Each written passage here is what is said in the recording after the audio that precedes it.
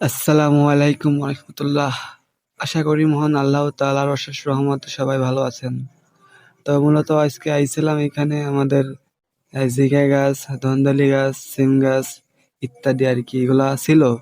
তো এগুলাকে আর কি মানে পর্যায়ক্রমে যেমন আছে তার থেকে উন্নত করার জন্য সার নিয়ে আইছিলাম, জৈব সার।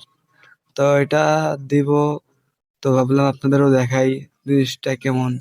আর ওয়েদারটা অনেক সুন্দর ছিল, বৃষ্টি আসবে আসবে ভাব। তো ফোন নিয়ে গেছিলাম, তো ভাবলাম একটা ভিডিও করি, একটা কন্টেন্টও হয়ে যাক। যাই হোক, তো পানি এমন পরিমাণে হইছে যা বলার বাইরে।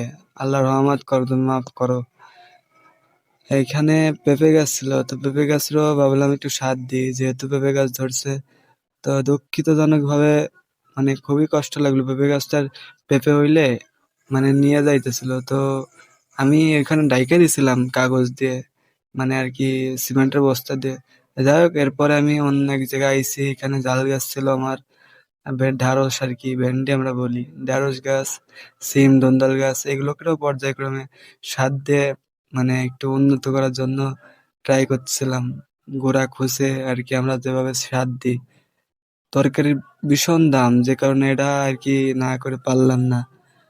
অবশ্য প্রথম থেকে ভাবছিলাম না মানে এভাবে রাখবো, যদি সার ছাড়াই ভালো হয় তাই করব। তো না, দেখছি সার দেওয়া লাগবে। তারপরে ওই দিন কারা মানে এই মাছের এই ভিডিওটা করা প্রায় সপ্তাহখানিক আগে। তো মানে সময় পায় না, তো এর জন্য ভিডিও মিডিও ছাড়তে চান্স পায় না, যে কারণে অনেক দেরি হইছে। তো এখানে মাশাল্লাহ অনেক ভালোই মাছ ছিল, পুঁটি মাছ, খলসা, কই, এইগুলা ইত্যাদি ইত্যাদি, মানে চুচরো মাছ আমরা যেটা বলি। তো মাছগুলা খুব মানে নাদুস নুদুস ছিল, অনেক সুন্দর ছিল, দেখেন মাশাল্লাহ।